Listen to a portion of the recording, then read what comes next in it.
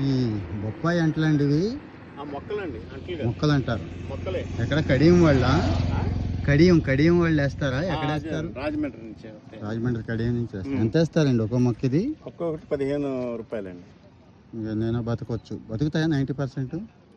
బతుకుతాయి కానీ అది ఇప్పుడు వాళ్ళు అమ్ముకోవడానికి ఏం చెప్తారంటే ఇంకొంచెం పెద్దగా దాకా ఉండేరు. మనకి 40 రోజుల్లో ఇస్తామండి అని చెప్తారు. ఈ 20-25 రోజులు, నెల రోజుల లోపే తీసుకొచ్చేస్తారు.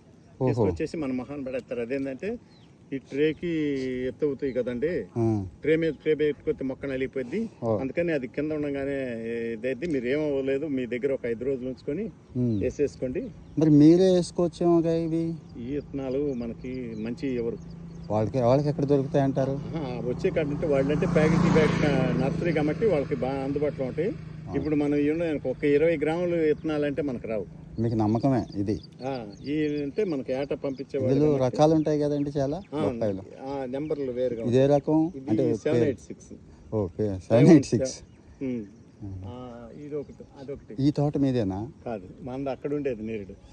ఈ తోట అదే రోజు కోస్తాడు ఒక ఆయన, అమ్మేశాడంటగా 50,000కో 1,00,000కో ఆయన మొన్న అంటున్నాడు. 50,000 కొనుక్కున్నాడు. అక్కడ బండి కాడ తెలసక్క అబ్బాయి అంటాడు చూడు, వాడిది ఇచ్చాను. అయితే దీనికి తెగులు వచ్చేసింది. అయ్యో, తెగులు వచ్చేసిందా? పొట్టు పప్పుగా అయిపోయి అది 10 రోజుల తర్వాత పడిపోద్ది. అవును, కొన్ని పడిపోయినాయి. పాపం కొనుక్కున్నాడు నష్టపోతాడే. కొనుక్కున్నాడు ఏముంది, ఆ ఉండ చెట్ల వరకు కోసుకొని ఆ టయానికి వెళ్ళిపోతాడు. 3 నెలలు వరకే కోసుకోవటం అతను. 50,000 కట్టి 3 నెలలు కోసుకుంటాడు.